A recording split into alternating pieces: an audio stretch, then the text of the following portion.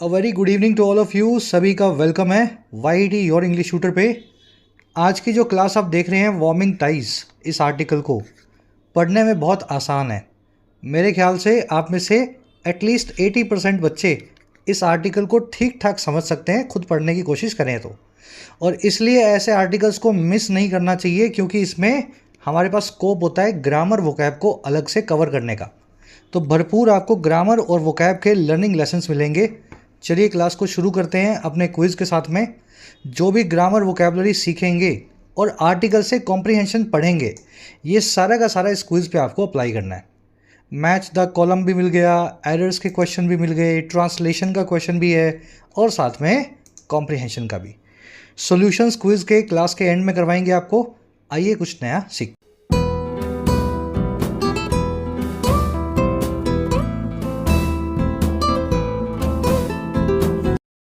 Alright, कह रहा है जी वार्मिंग टाइज। देखिए वार्म का मतलब होता है गर्म, वार्मिंग बन गया एक एडजेक्टिव प्रेजेंट पार्टिसिपल और इसका मतलब होता है गर्म होते हुए। टाइज वर्ड का मतलब होता है रिश्ते। कह रहा है जी गर्म होते हुए रिश्ते या गर्म जोशी से बनते हुए रिश्ते। बात किसकी हो रही है? बात हो रही है भूटान और चाइना की।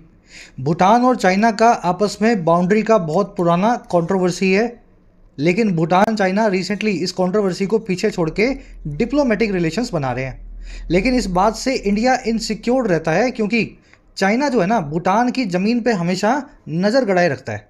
तो इंडिया का डर ये है कि भूटान भूटान कहीं चाइना से कोई ऐसी डील ना कर ले जिससे चाइना की बाउंड्री भूटान से होते हुए इंडिया तक आने लगे। तो रिश्ते ज़रूर गर्म हो रहे हैं, लेकिन इस बार इंडिया के लिए इनसिक्योर होने का कोई भी स्कोप नहीं है। वो क्यों नहीं है, अब इसको आप आगे देखेंगे। कह रहे जी India must understand Bhutan's reasoning in Thimphu's talks with China. Bharat को अंडरस्टैंड करना ही चाहिए। और किसको भाई? किस चीज़ को समझना चाहिए? भूटान की रीजनिंग को। रीजनिंग क्या होती है? Logic, rational. और किस चीज़ में रीजनिंग है? थिम्पू की टॉक्स में। भूटान की राजधानी है थिम्पू, उसकी बातचीत में चाइना के साथ। तो इन रिश्तों में जो गर्मजोशी आ रही है भूटान चाइना के, इंडिया को समझना पड़ेगा। इनसिक्योर होने का कोई भी यहाँ पे लॉजिक इस बार नहीं है। भूटान सच में चाइना से अच्छे रिश्ते इसलिए बनाना चाह रहा है ताकि दोनों के बीच का बाउंड्री विवाद जो है वो ख़त्म हो सके।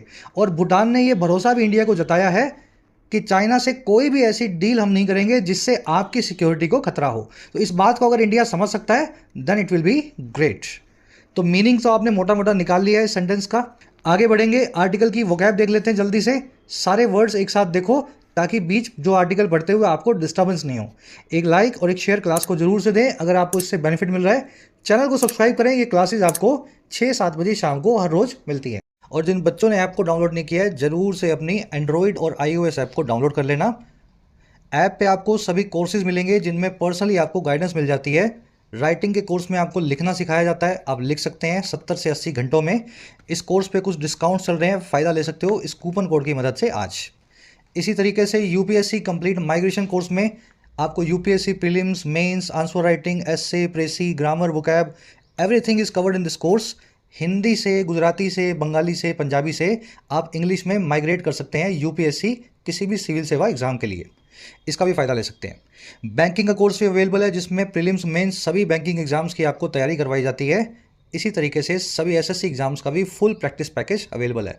Download the app today, comment section में ऐप का लिंक रखा है। चलिए अब आगे बढ़े, क्लास को शुरू करें। ये कॉन्टैक्ट नंबर है टीम से बात करने का व्हाट्सएप के थ्रू। टैब शीट है अपनी, शुरू करना है अनपैरेलल्ड से। देखिए आपने मैथ्स पढ़ी है सबने, पैरेलल आपको पता होगा, हिंदी में बोलते हैं समानांतर। अगर कोई चीज़ अनपैरेलल्ड है तो मतलब उसकी कोई दूसरी मिसाल नहीं है, उसके बराबर कोई दूसरी चीज़ है ही नहीं। पैरेलल क्या होती है? दो चीज़ें जब ऐसे चलती है ना, समानांतर बोलते हैं इनको, एक दूसरे के बराबर होती हैं, एक दूसरे की डायरेक्शन में होती हैं। तो अगर कोई चीज़ अनपैरेलल्ड है ना तो मतलब उसके बराबर कोई दूसरी चीज़ है ही नहीं। मतलब क्या हुआ इसका? वो चीज़ का कोई कंपटीशन नहीं है, वो अभूतपूर्व है, अनमैच्ड है या मैचलेस है। और इसी के लिए अपने पास एक एडवांस वर्ड है अनप्रेसिडेंटेड। प्रेसिडेंट का मतलब है मिसाल, अनप्रेसिडेंटेड मतलब जिसकी कोई मिसाल ना हो। चारों वर्ड कनेक्ट हो गए होंगे दिमाग में। Historically stock markets have yielded unparalleled returns.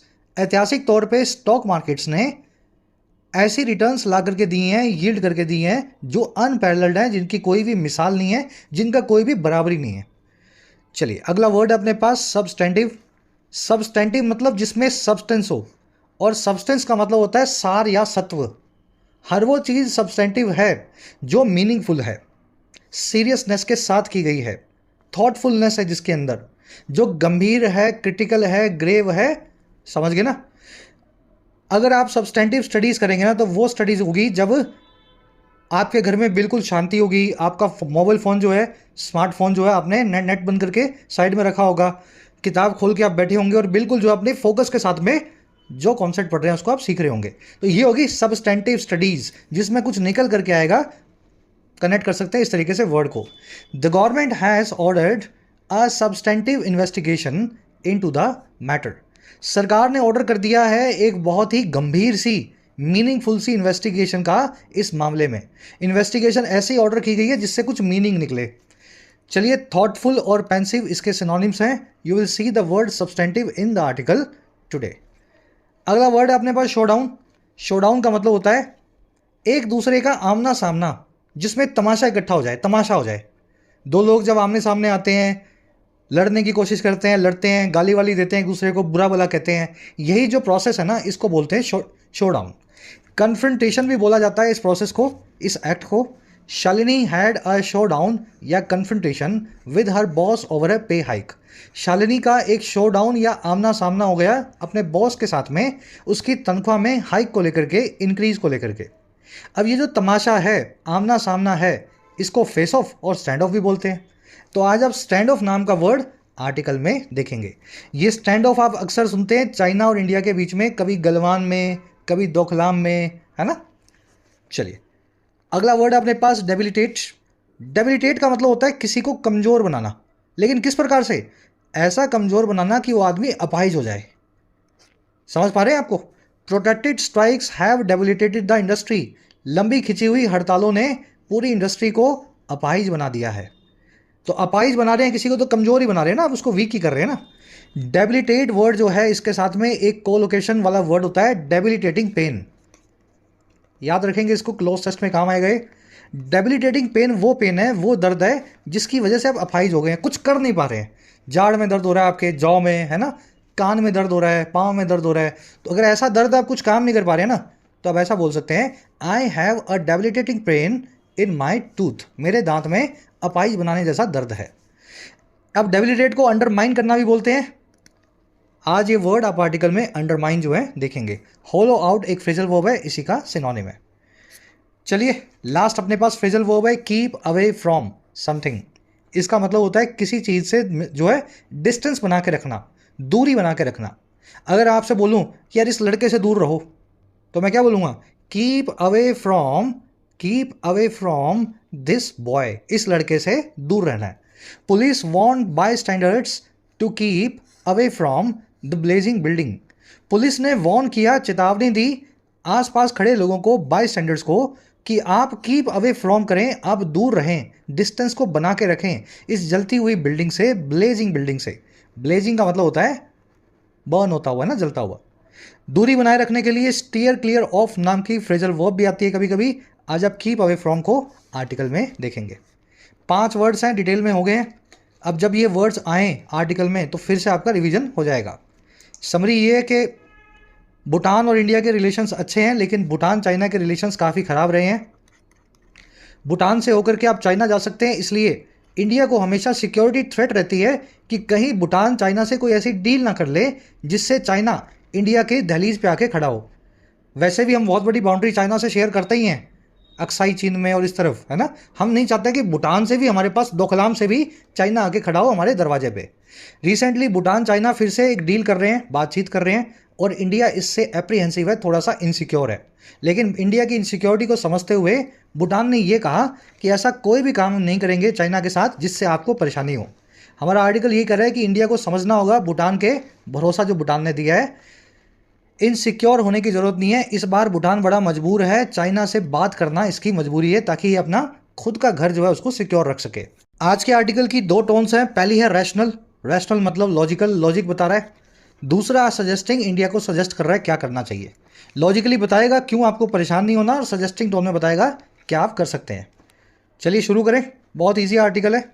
This week's visit of Bhutan's foreign minister Tandi Dorji to China was unprecedented on several levels.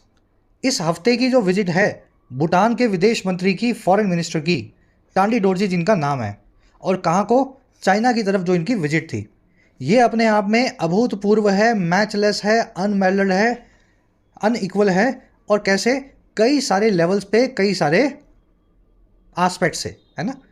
चलिए, विजिट सब्जेक्ट है, वॉज इसकी वर्ब है, विजिट अनप्रेसिडेंटेड है, मतलब ये विजिट अपने आप में बेमिसाल है। चलिए और आगे बढ़ते हैं। Bhutan and China do not maintain diplomatic relations. कह रहा है ये इसीलिए अनप्रेसिडेंटेड है क्योंकि भूटान और चाइना जो हैं कोई भी डिप्लोमेटिक रिलेशन को मेंटेन नहीं करते हैं। एक दूसरे के राजदूत जो हैं, डिप्लोमेट्स हैं, आपको एक दूसरे कंट्रीज में नहीं मिलेंगे। कह रहा है his visit is the first ever by a Bhutanese foreign minister. कह रहा है उसकी जो विजिट है ये सबसे पहली है, फर्स्ट एवर है, एक भूटानी फॉरेन मिनिस्टर के द्वारा, या भूटानीज फॉरेन मिनिस्टर, विदेश मंत्री के द्वारा। सिंपल सा ही आर्टिकल है ना, जैसे वो जंगल में राजा की कहानी होती है, एक राजा था, जंगल में शेर था, वैसे छोटे छोटे सेंटेंस बनाए हुए हैं। कहानी समझ में आ रही होगी आपको। पहली दफ़ा जो है भूटान के फॉरेन मिनिस्टर चाइना गए हैं। कह रहे जी moreover the main purpose was the holding of boundary talks that have not taken place in more than 7 years। कह रहे जी मोर ओवर, इन सब चीज़ों के बाद। देखिए, moreover, furthermore, further, इन सब का मतलब होता है जो हमने कहा है ना, जो हमने बताया है, इसके ऊपर भी क्या चीज़ हम ऐड करना चाहते हैं। ठीक है, मोर मतलब ज़्यादा, ओवर मतलब जो बता दिया उससे ऊपर। कह रहा है जी एडिशनल बात ये है, फर्दर बात ये है कि जो मेन पर्पस था, और किसका वो था, इस मीटिंग का, होल्ड करना, ऑर्गेनाइज करना बाउंड्री की टॉक्स को, बाउंड्री को डिटर्मिन करने की बातचीत को। कह रहा है और वो बातचीत जो टेक प्लेस नहीं की है, जो घटित नहीं हुई है, अगर नहीं हुई है 7 सालों से ज़्यादा के पीरियड में। तो 7 सालों से दोनों कंट्रीज़ की बाउंड्री की टॉक्स बंद है, उन्हीं को ही सुलझाना जो है इस विजिट का ऑब्जेक्टिव था। तो मेन ऑब्जेक्टिव या पर्पस सब्जेक्ट है, वॉज इसकी वर्ब है पिंक कलर में, दैट आया टॉक्स के लिए, दैट की वर्ब है ऑफकोर्स हैव, टॉक्स लिखा हुआ है इसलिए वर्ब को प्लूरल रखा गया है। टॉक होता तो वर्ब यहाँ पे सिंगुलर यानी हैज़ होती। ठीक है, तो have not taken place perfect tense में। बड़े आगे कह रहा है talks appeared to yield substantive progress according to a joint statement with both countries having also signed a cooperation agreement outlining the functioning of a new joint technical team. सबसे लंबा sentence शायद यही है आर्टिकल का। कह रहे जी जो talks हैं, जो बातचीत हैं, जो हो गई, ये दिखाई देती हैं, सीम होती हैं, अपीयर होती हैं, लुक होती हैं, कि ये यील्ड कर रही हैं, ये ला करके दे रही हैं, प्रोवाइड कर रही हैं बहुत ही मीनिंगफुल सी प्रोग्रेस को, सब्सटेंटिव प्रोग्रेस को। टॉक्स को देख करके, इनकी न्यूज़ पढ़ करके ऐसा लग रहा है कि टॉक्स जो हैं सार्थक रहीं। और किसके हिसाब से पता लगाए, according to a joint statement, इन दोनों कंट्रीज़ की जॉइंट स्टेटमेंट के बाद ही हमें पता लगा। और ये सारा काम कैसे हुआ, ये सारा काम हुआ साथ ही विद, इस चीज़ के, दोनों कंट्रीज़ के साइन कर चुकने के साथ ही, both countries having also sign कर चुके किस चीज़ को, एक कोऑपरेशन एग्रीमेंट को, आपस में सहयोग के कॉन्ट्रैक्ट को, और वो कॉन्ट्रैक्ट, वो एग्रीमेंट जो आउटलाइन करता है, डिफाइन करता है, रूपरेखा बनाता है, परिभाषित करता है कामकाज के तरीके को, यानी फंक्शनिंग को, एक नई जॉइंट टेक्निकल टीम के। और क्यों ये टीम होगी जी, for the delimitation and demarcation of the boundary, दोनों कंट्रीज़ के बीच की सरहद के डिलिमिटेशन और डिमार्केशन के लिए। डिलिमिटेशन और डिमार्केशन सिनोनिम है, इन दोनों का मतलब होता है बाउंड्री को सेट करना। भाई बाउंड्री यहाँ से जा रही है, इसको थोड़ा सा पीछे खींच लो, वो वाला गांव हमारे पास, ये वाला गांव आपके पास, झगड़ा खत्म। समझ पा रहे हैं।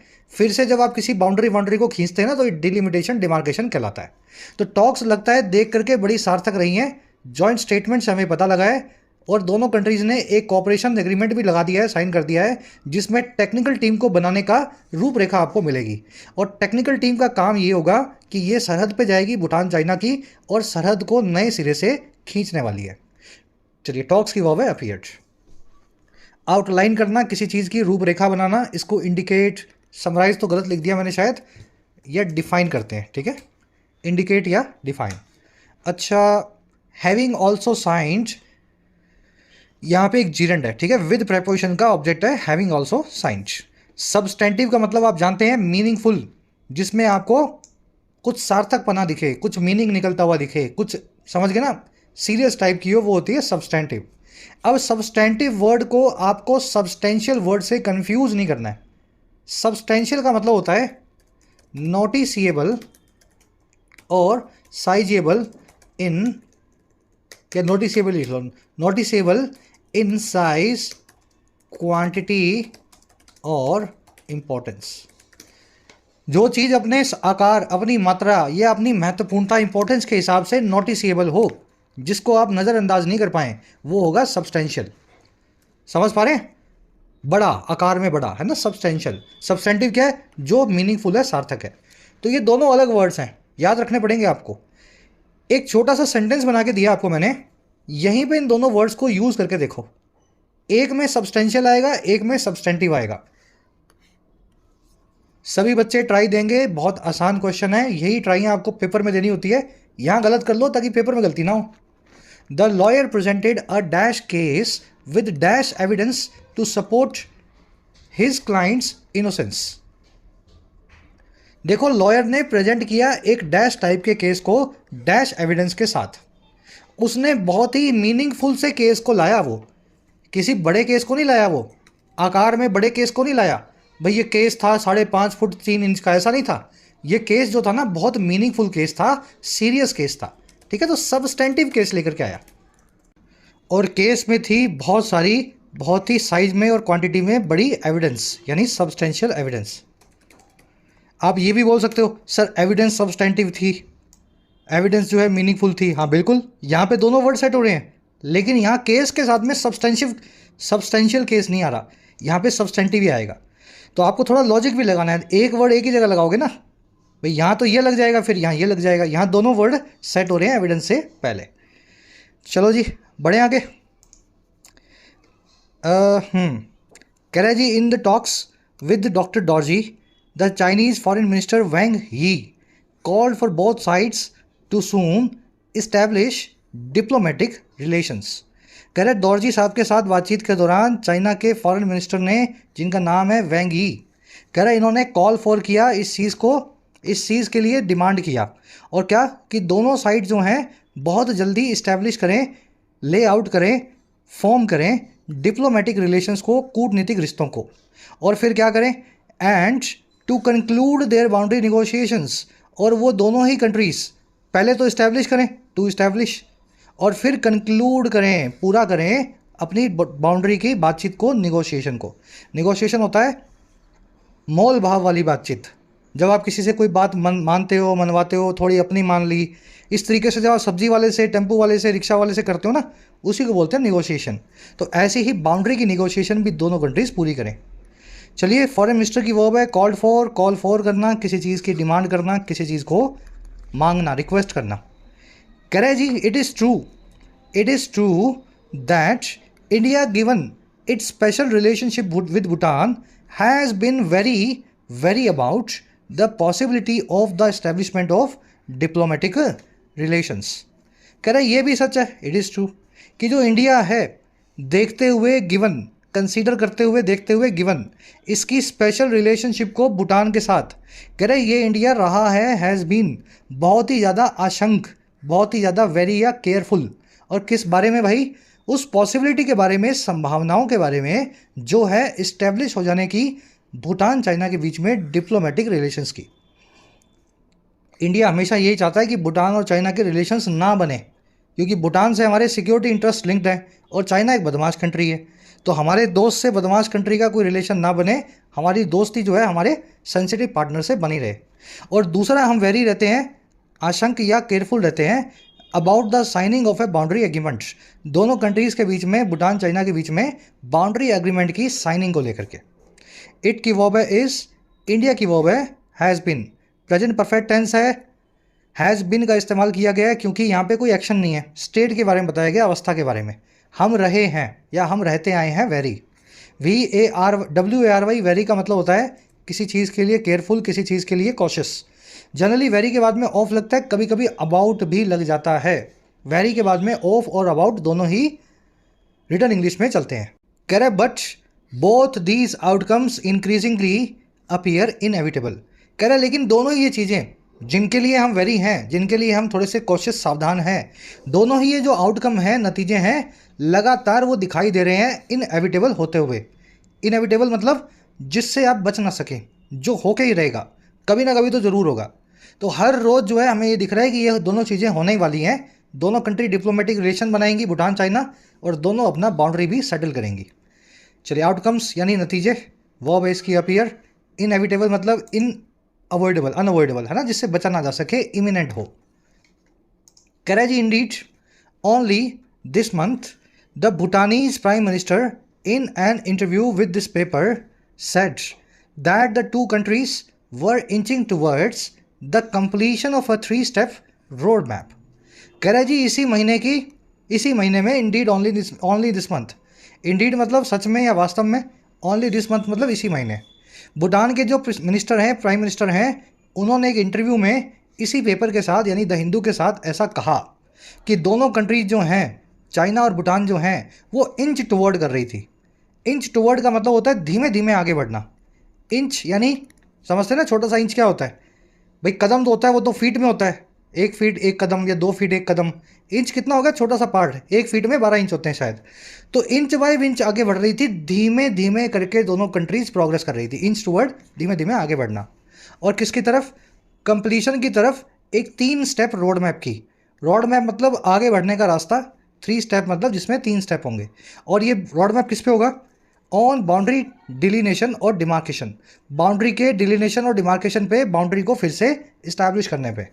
भूटानी पीएम, इनकी वर्ब है सेड, कंट्रीज़ की वर्ब है वर इंचिंग टूवर्ड्स, इंच टूवर्ड करना, ग्रेजुअली धीरे धीरे आगे बढ़ना, स्लाइटली प्रोग्रेस को मेक करना है ना, आगे की तरफ। चलिए, कह रहा he asserted that no agreement with China would in any way go against India's interest. उन्होंने ये भी असर्ट किया, उन्होंने ये भी जोर दे के कहा, भूटान के पीएम ने, कि कोई भी ऐसा एग्रीमेंट नहीं है जो चाइना के साथ हो जाएगा और जो किसी भी तरीके से इन एनी वे गो अगेंस्ट होगा भारत की भलाई के या इंटरेस्ट के खिलाफ। तो उन्होंने ये भी बोल दिया कि इंडिया को परेशान नहीं होना है, ऐसा कोई काम चाइना के साथ मिलकर हम नहीं करेंगे जिससे भारत को नुकसान हो। ही आया मिनिस्टर साहब के लिए, पीएम साहब के लिए भूटान के, ही की वर्ब है असर्टेड, अग्रीमेंट की वर्ब है वुड गो, इन एनी वे मतलब किसी भी तरीके से, इन एनी वे। अब यहीं पे ब्रेक्स लगा लो आर्टिकल की। अब अपने क्या किया करेंगे, जब भी एक पैराग्राफ पूरा करेंगे ना, उसको 10-20 सेकंड में समराइज़ करेंगे, ताकि आपके दिमाग में सेट हो जाए आपने जो पढ़ा है और आगे वाले जो पैराग्राफ है उससे आप रिलेट कर सकें।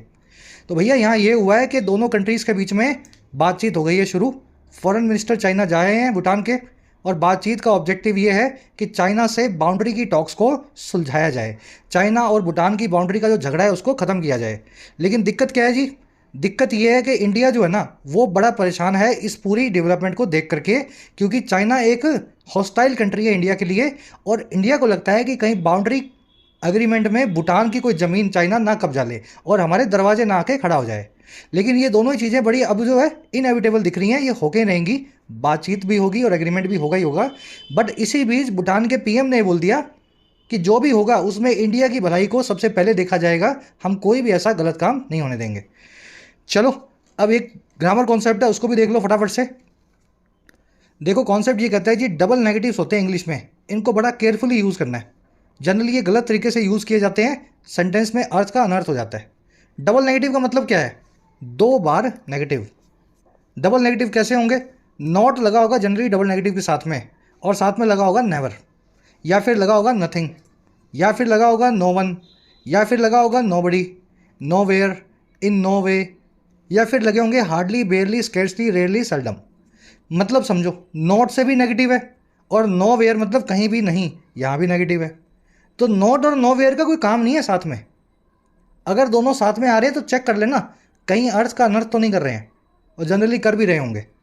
नेवर का मतलब कभी नहीं, नोट का मतलब नहीं।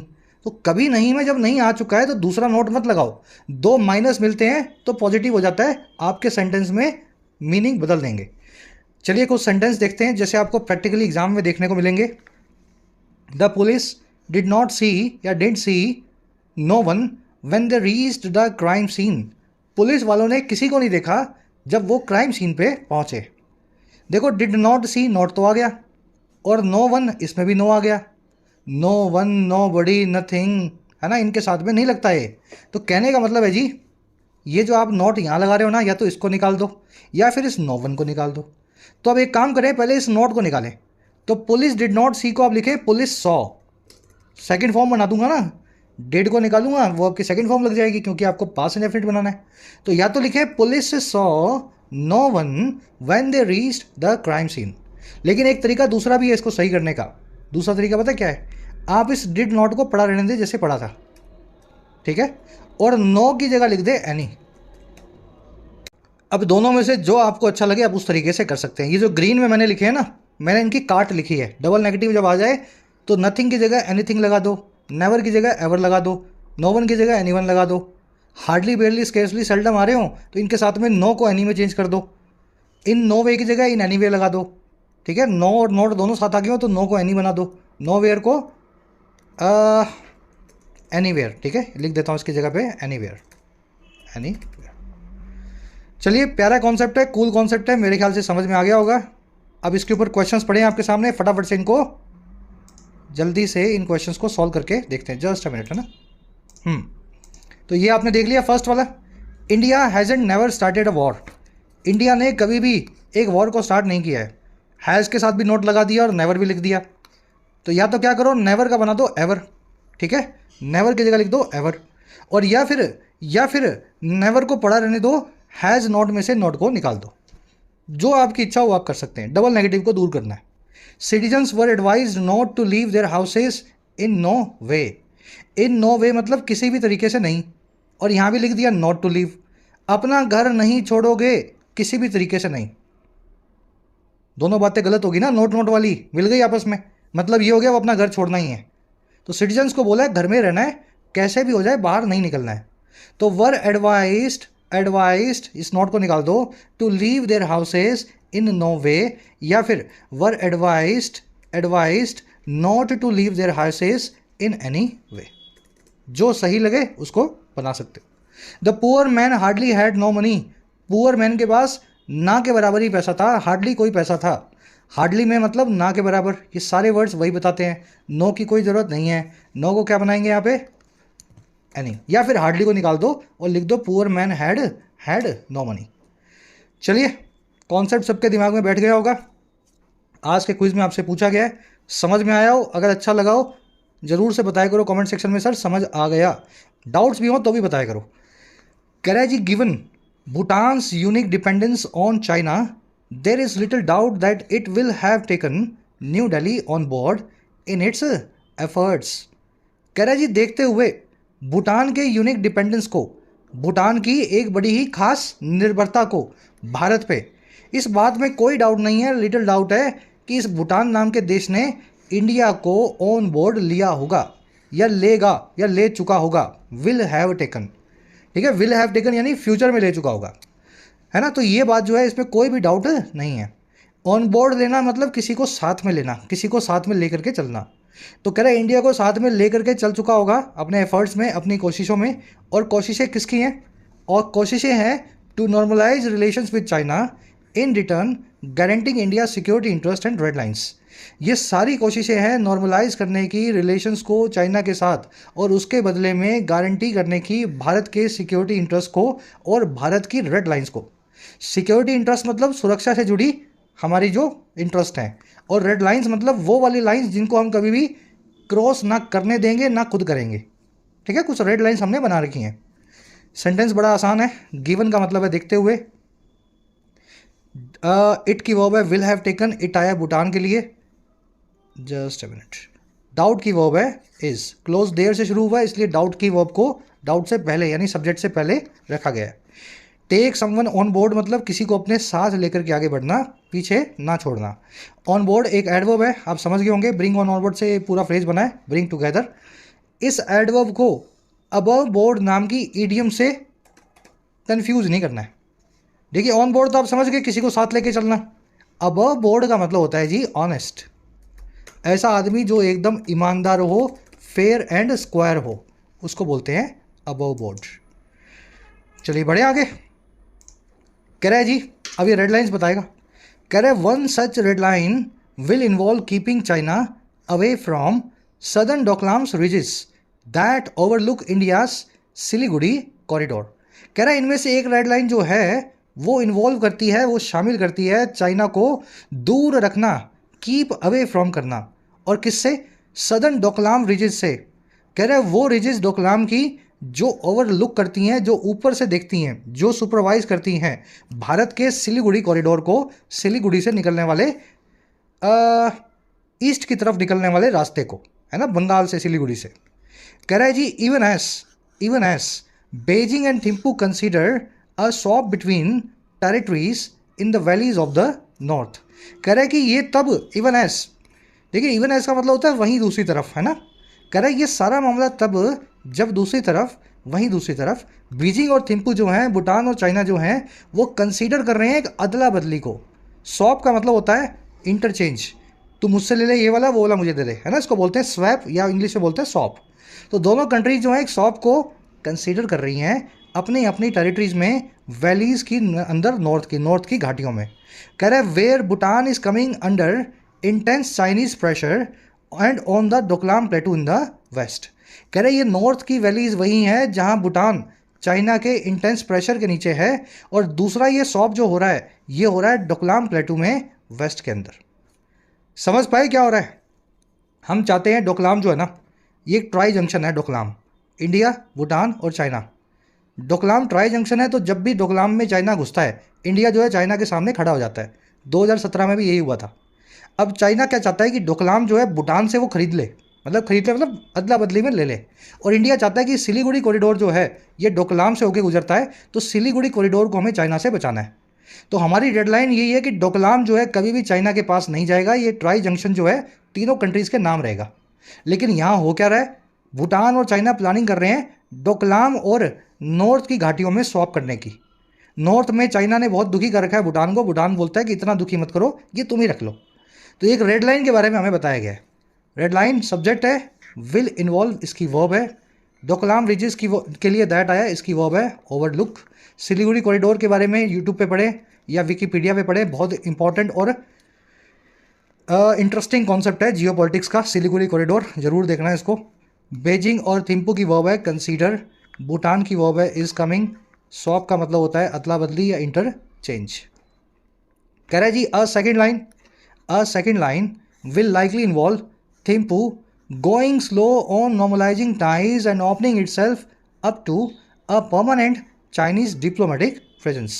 कह रहा है दूसरी जो सेकंड लाइन है, रेड लाइन, जो हम चाहते हैं कभी भी क्रॉस ना हो, कह रहे हैं वो संभावित तौर पे इन्वॉल्व करती है कि थिम्पू जो है धीमे धीमे आगे बढ़े नॉर्मलाइज करने में रिश्तों को, रातों रात दोनों की दोस्ती यारी ना हो जाए, धीमे धीमे आगे बढ़े मामला, और अपने आप को ओपन करे, खुला करे परमानेंट चाइना के जो है डिप्लोमेटिक प्रेजेंस के लिए, चाइना के परमानेंट राजदूत को अपने यहाँ बिठाने के लिए धीमे धीमे ये काम हो। और कह रहे हैं कब वो, while continuing with border talks को कंटिन्यू करते हुए। ये लाइन हम चाहते हैं कभी भी ब्रेक ना हो, धीमे धीमे जो काम है 4, 5, 10, 20 सालों में हो, रातों रात कुछ भी ना हो जाए। कह रहे the question now facing New Delhi is how best to protect its interest. कह रहे सवाल अब वही फेस करता है न्यू दिल्ली को कि कैसे वो बेस्ट तरीके से प्रोटेक्ट करेगा, महफूज करेगा अपने इंटरेस्ट को, अपनी भलाई को। One lesson from the crisis that was thrust upon Thimphu in 2017 during the India China Doklam stand off is that India's interest are better served by taking Bhutan on board. कह रहा है एक लेसन जो है, एक सबक जो है उस क्राइसिस से हमने लिया, और वो क्राइसिस, वो विपत्ति, वो तूफान, वो संकट जो कि थोपा गया था, थर्स्ट अपॉन किया गया था भूटान के ऊपर 2017 में चाइना के द्वारा फोर्स। और कब हुआ ये सारा क्राइसिस हुआ दौरान इंडिया चाइना के डोकलाम में आमने सामने के दौरान, स्टैंड ऑफ फेस ऑफ या कन्फ्रंटेशन के दौरान। कह रहा है ये सारा लेसन क्या है, इस पूरे कन्फ्रंटेशन से, डोकलाम से लेसन ये मिला कि इंडिया की जो भलाई है वो बेटर सर्व तब होती है जब भूटान को हम ऑन बोर्ड लेते हैं, भूटान को साथ लेके चलते हैं। आई बात समझ में? विश्वास में लेते हैं, भरोसे में लेते हैं भूटान को, और फिर जो है इससे बातचीत करके जब आगे बढ़ते हैं वहीं हमारे इंटरेस्ट जो है सबसे अच्छे सर्व होते हैं। और क्या करके सर्व होते हैं? And aligning strategies rather than by expecting acquiescence from a sovereign nation. और दूसरा काम ये होकर के कि अलाइन करें अपनी स्ट्रेटजीज को, दोनों कंट्रीज अपनी स्ट्रेटजीज को एक लाइन में लाएं, बराबर खड़ा करें, बजाय एक्सपेक्ट करके एक्विसेंस को, अग्रीमेंट को फ्रॉम अ सॉवरेन नेशन, एक ऐसे सॉवरेन नेशन से, आज़ाद देश से, that will understandably pursue its own, जो कि अंडरस्टैंडेबली समझे जाने वाले तौर पे परस्यू करेगा, चेज करेगा अपने खुद के। बात समझे? ऐसा मत सोचो कि भूटान छोटा देश है, हम पे डिपेंड करता है, तो इससे क्या बात करनी, इसको क्या ऑनबोर्ड लेना, इससे क्या स्ट्रेटेजी बनानी मिल के बैठ के, ये तो हमारी बात मानेगा ही। ये काम जो है हमारे इंटरेस्ट पे नहीं है। अगर एक्सपेक्ट करते हो ना कि भूटान एक्विएसेंस दिखाएगा, अपनी एग्रीमेंट दिखाएगा आपकी हर चीज़ से, जो कि एक सॉवरेन नेशन भूटान है, एक आज़ाद देश है जिसको अपने खुद की भलाई को परस्यू करने की पूरी राइट्स हैं, तो ये एक्सपेक्ट कभी भी मत करो इससे कि खुद ही अपने आप सही करेगा। बस इससे बात करो, ऑन बोर्ड लो, स्ट्रेटेजी इसके साथ बनाओ। यही लेसन हमें 2017 में मिला। चलिए, लेसन की वर्ब है, लंबा सेंटेंस था, देखो कितना लंबा सेंटेंस है ये। लेसन की वर्ब है इज, इंटरेस्ट की वर्ब है आर सर्व्ड, दैट की वर्ब है वॉज थर्स्ट अपॉन, दैट आया क्राइसिस के लिए, क्राइसिस सिंगुलर, जिससे दैट की वर्ब भी सिंगुलर। थ्रस्ट अपॉन करना, इम्पोज अपॉन करना, किसी पे जबरन किसी चीज़ को लगाना। झगड़ा था इंडिया चाइना का, बीच में बीपी बढ़ गया भूटान का, क्योंकि भूटान भी ट्राई जंक्शन पे आएगा ना भाई, तिराया है वो, तो दोनों का थिम्पू जो है बीच में ऐसे पिसा गया, मतलब है ना, इस पूरे झगड़े के अंदर। और कुछ देखने वाला है नहीं। दैट आया है सॉवरेन नेशन के लिए, आज़ाद देश के लिए, दैट की वर्ब है विल परस्यू। परस्यू का मतलब होता है पीछा करना, चेज करना, अपनी भलाई का ही पीछा करेगा भूटान। एक्विसेंस का मतलब होता है अग्रीमेंट या कंसेंट, आपकी भलाई के लिए, समझ गए ना, बिना किसी प्रोटेस्ट के agreement. Stand off, confrontation, face off, show down, आमना सामना, तमाशा। चलिए, लास्ट सेंटेंस है, एक दो रह गए, फिर एक ग्रामर कॉन्सेप्ट है, फटाफट उसको देखना हमें।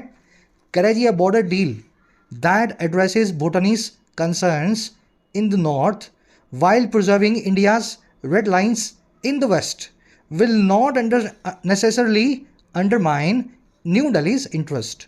कह रहा है अगर एक बॉर्डर डील हो गई जो एड्रेस करती है भूटान के कंसर्न्स को नॉर्थ में, नॉर्थ मतलब भूटान और चाइना की बाउंड्री जहाँ इंडिया का कोई काम नहीं है, कह रहा है ऐसी अगर डील हो जाए जब भूटान चाइना आपस में जहाँ जो है बॉर्डर डील कर ले बिना इंडिया को इन्वॉल्व किए, जबकि इंडिया की रेड लाइंस जो हैं वेस्ट में, पश्चिम में, वो प्रिजर्व्ड रहें, वो बिल्कुल जो है बरकरार रहें। कह रहे ये जो है ना, ये ज़रूरी तौर पे अंडरमाइन नहीं करेगा, कमज़ोर नहीं बनाएगा, अपाइज नहीं बनाएगा भारत के इंटरेस्ट को, भारत की भलाई को। नॉर्थ में जो करना है तुम कर लो, दोनों कंट्रीज मिलके, वेस्ट में दोखलाम फोखलाम तक किसी को नहीं आना है ना, यहाँ पे कोई डील जो है भूटान चाइना से ना करे। बॉर्डर डील जो है इसकी वर्ब है विल अंडरमाइन, अच्छा विल नॉट अंडरमाइन है ना, नोट लगा हुआ है। दैट आया डील के लिए, दैट की वर्ब है एड्रेसेस, एड्रेस करना, किसी समस्या का समाधान करना। कह रहे जी, rather than alarm India must approach the boundary negotiations with a greater understanding of Bhutan's reasoning. कह रहे कि बजाय अलार्म के, बजाय चेतावनी के, बजाय डरने के या धमकाने के, इंडिया को अप्रोच करना चाहिए भूटान की निगोशिएशंस को, बातचीत को एक और बड़ी समझ के साथ, अंडरस्टैंडिंग के साथ में, जो है भूटान की रीजनिंग को लेकर के, भूटान की लॉजिक को लेकर के। And with confidence that India's long trusted neighbour will take both India's interest and its own into consideration before any final agreement. और इस कॉन्फिडेंस के साथ में कि भारत का जो लॉन्ग ट्रस्टेड नेबर है, लंबे समय से विश्वास पात्र नेबर जो है, वो टेक करेगा दोनों ही चीज़ों को, भारत के इंटरेस्ट को और अपनी खुद की कंसीडरेशन को, खुद की भलाई को, इससे पहले कि कोई फाइनल एग्रीमेंट वो करे। तो पूरा भरोसा रखें भूटान पे, खुले दिल से अप्रोच करें इस पूरी अंडरस्टैंडिंग के साथ में कि दोनों कंट्रीज जो हैं बिना इंडिया का नुकसान किए भी आपस में डील कर सकती हैं। इंडिया की वर्ब है मस्ट अप्रोच, नेबर की वर्ब है विल टेक, है ना। चलिए, ग्रामर कॉन्सेप्ट है, ऊपर जल्दी से देख लो, छोटा सा है, फ्रेजल वर्ब का, सिंपल है, देखो ध्यान से समझना। कीप अवे फ्रॉम एक फ्रेजल वर्ब होता है, और दूसरा होता है जी keep oneself from. Keep away from, keep oneself from, दोनों का मतलब होता है दूर रहना, लेकिन कीप अवे फ्रॉम का मतलब होता है किसी चीज़ से फिजिकल डिस्टेंस मेंटेन करना, है ना, दूरी बनाना। कीप वन सेल्फ फ्रॉम का मतलब होता है किसी काम से, किसी एक्टिविटी को करने से परहेज करना। समझ पाए मेरी बात को? जैसे मैं आपको बोलूँ इस जगह से दूर रखो, तो मैं बोलूँगा keep away from this place, दूरी बना के रखो।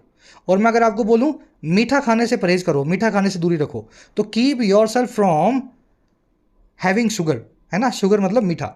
तो इस तरीके से एक्टिविटी जो है ना, उसके लिए आप जो है कीप वन सेल्फ फ्रॉम का इस्तेमाल करें, और जनरली इसके बाद में वो एक्टिविटी जो है वर्ब के आईएनजी फॉर्म में लिखी जाएगी। She needed to keep away from या keep herself from eating junk food to maintain a healthy diet and made an effort to keep away from या keep herself from fast food restaurants. कह रहे जी उसको ज़रूरत है और किस चीज़ की, कि वो परहेज करे जंक फूड को खाने से। किसी एक्टिविटी से परहेज करना है, दूरी बनानी है, तो आप लिखेंगे she needed to keep herself from. ठीक है, एक्टिविटी आ गई, वर्ब के आईएनजी फॉर्म में आ गई, तो आप उसको कीप हर सेल्फ फ्रॉम जो है उससे बताएंगे, है ना। और दूसरी जगह क्या लिखा हुआ है, वो दूर रहे फास्ट फूड रेस्टोरेंट से, तो यहां लिखेंगे keep away from. Right, easy है ना, मुश्किल नहीं है ना कोई कॉन्सेप्ट ये। चलो, दोनों फ्रेजल वर्ब्स का ध्यान रखना, कमेंट्स में आज आपसे क्विज के अंदर जो है पूछी गई हैं। अब आ जाओ अपने क्विज पे, फटाफट से इसको सॉल्व करना है। फर्स्ट क्वेश्चन में आपसे पूछा है रेड लाइंस क्या हैं इंडिया की, जो भूटान के और चाइना के बीच में जो एग्रीमेंट हो रहा है उससे जुड़ी हुई हैं। क्या है वो रेड लाइंस? हमारी रेड लाइन ये है कि भूटान की इंगेजमेंट को चाइना से कैसे भी रोक डालें, है ना, इन एनी वे जो है रोक लें, या हमारा एम ये है कि हम कंप्लीट कंट्रोल रखें भूटान की डिप्लोमेसी पे, यही हमारी रेड लाइन है। या फिर हम सेफ गार्ड करें कुछ जियोग्राफिकल एरिया को जो हमारे लिए स्ट्रेटेजिक इंपॉर्टेंस के हैं, ये हमारी रेड लाइन है। या फिर इंडिया की अथॉरिटी को भूटान की फॉरेन पॉलिसी पे डोमिनेट करना या इम्पोज करना, इस्टेब्लिश करना, यही हमारी रेड लाइन है। बहुत ईजी क्वेश्चन है, कर लोगे ना इसका आंसर? मेरे बोलते बोलते निकल गया इसका आंसर हिंदी में बताते हुए आपको। फर्स्ट कमेंट में आंसर डाल दिया, मैच कर लेना, अपना आंसर आप खोजो खुद से चारों में से। सेकंड क्वेश्चन में पूछा है जी प्राइमरी रीजन क्या है भारत की प्रेफरेंस को लेकर के जो है कोलैबोरेट करने की भूटान के साथ, बजाय भूटान से एग्रीमेंट को एक्सपेक्ट करने की। हमारा पहला प्रेफरेंस क्यों है कि भूटान से बातचीत करें, उसको साथ लेके चलें, बजाय चुप्पी करके अपने घर बैठे रहे और ये सोचें भूटान तो अच्छा ही करेगा, हमारे साथ तो कभी बुरा नहीं कर सकता। तो चार ऑप्शंस आपको दिए गए हैं। हमारा डिज़ायर है भूटान की पॉलिसी डिसीजंस को डोमिनेट करने का, हमारा रिकॉग्निशन है भूटान को एक आज़ाद देश मानने का और इसके इंटरेस्ट को पहचानने का, हमारा बिलीफ है भूटान की उत्सुकता में, ईगरनेस में जो है सिर्फ इंडिया से दोस्ती रखने की, अलाइन विद करने की, या फिर हमारा एम्बिशन है, महत्वाकांक्षा है कि हम एक परमानेंट प्रेजेंस रखें भूटान में, हमारा घर जो है हमेशा बसा रहे भूटान के अंदर। चलो बहुत ईजी है, कुछ तो मैंने उल जलूल से बना लिए है ना, देखते ही आपको पता लग जाएगा जो आपका आंसर नहीं होगा। फर्स्ट कमेंट में आंसर मैंने डाल दिया है, वहाँ से मैच करना। अब ये 5 क्वेश्चन है मैच द कॉलम के। सबस्टेंटिव का मतलब क्या होता है? ऑनेस्ट होता है। होलो आउट का मतलब क्या होता है? अंडरमाइन होता है। कीप अवे फ्रॉम का मतलब क्या होता है? Pensive and thoughtful. तो इसको इससे मैच करना है और आंसर को आपको अपना आइडेंटिफाई करना है। मैं करवा दूंगा तो फिर बहुत ईजी हो जाएगा ना, खुद से करो इसको ट्राई। आंसर डाल दिया है नीचे वीडियो के फर्स्ट कमेंट में, वहाँ से मैच करो। 8वें 9वें 10वें में 3 एरर्स मिलेंगी। एक मिलेगी स्कीप नाम के वर्ड के पास, एक मिलेगी डबल नेगेटिव की अंडर नो सर्कमस्टेंसेस के पास, एक मिलेगी गिवन और गिवन दैट वाली। ये कॉन्सेप्ट आज मैंने आपको करवाया नहीं, लेकिन मैंने पीडीएफ में डाल रखा है, आप चेक कर लेना, गिवन दैट वाला, है ना। लेकिन करवाया नहीं, बहुत बार करवाया है, तो आज इसको खुद से ही करना है आपको। यहाँ मैंने डाल दिया इस कॉन्सेप्ट को। तो तीनों एरर्स को आइडेंटिफाई करें और सेंटेंस को सही करें। चलिए 12 क्वेश्चन कितने हो गए? 10 हो गए ना। 11वां क्वेश्चन है आपका। देखो आज आपको हिंदी में लिखना है, ट्रांसलेशन करना है इसका। एक्चुअल में मैं इंग्लिश में लिख बैठा, हिंदी में लिखना था और इंग्लिश में लिखवाना था, है ना। चलो कोई बात नहीं, मैंने इंग्लिश में लिख दिया, इसको हिंदी करना है। Given India security interest, Bhutan should keep itself from surrendering any territory to China. ठीक है, सही कर देता हूँ इसको थोड़ा सा और, रुको। सही है, चलो ठीक है ना। हिंदी में डालो इसको करके, ट्रांसलेट करके, छोटा सा सेंटेंस है। आउट ऑफ 10 कितने मार्क्स मिले और 11वें का हिंदी क्या होगा कमेंट्स में बताना। कल आपसे मुलाकात लेंगे।